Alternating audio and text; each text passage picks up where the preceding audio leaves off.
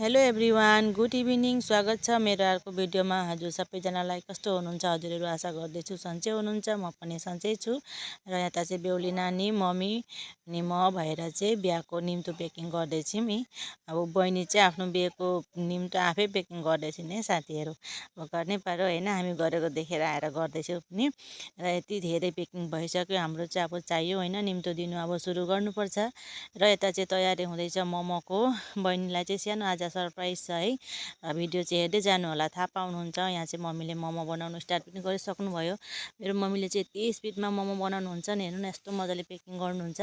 अनि म चाहिँ यहाँ चटनी बनाउँदैछु तिल र आलुको। र अनि पहिला चाहिँ मैले आलु फ्राई गरिसकेँ। र यता चाहिँ मेरो तिलको चटनी रेडी पनि भइसक्यो। र यता चाहिँ मैले आन्द्राभुँडी केलाएर सफा बनाएर रेडी गर्दैछु बनाउनुको लागि। प्याज काटेको थिएँ, यता चाहिँ मसला पनि रेडी छ। र म चाहिँ पकाउँदैछु। मेरो चाहिँ यो भिडियो अस्तिको हो, एडिट गर्नु नपाएर हालेकै थिइनँ हो, अनि आज चाहिँ एडिट गरेछु। र यता चाहिँ मेरो पाकी पनि सको। अनि यहाँ चाहिँ मैले बहिनीलाई रेडी गरेर ल्याइसकेको छु। बहिनीलाई चाहिँ कति राम्रो देखेको थियो नि त। अनि आज चाहिँ ब्राइड टु बी गरिदिएको नि त, सानो एउटा केक काटेर बहिनीलाई स्पेसियल फिल गराइदिएको मेरो तर्फबाट। अनि यहाँ सबैजना आउनुभएको थियो, आन्टीहरू पनि। अनि आन्टीहरू चाहिँ फोटो खिच्नु हुँदै थियो र मैले चाहिँ भिडियो पनि गरिहालेको होइन। यति राम्रो मोमेन्ट अब एउटा राखिदिएको नि बहिनीलाई यादगार बनाएर। अनि यहाँ चाहिँ केक काट्नुलाई रेडी भइसकेका छन्। बहिनीले चाहिँ केक काटिनन्, हाम्रो माइतमा चाहिँ केक काट्न हुँदैन, त्यही भएर।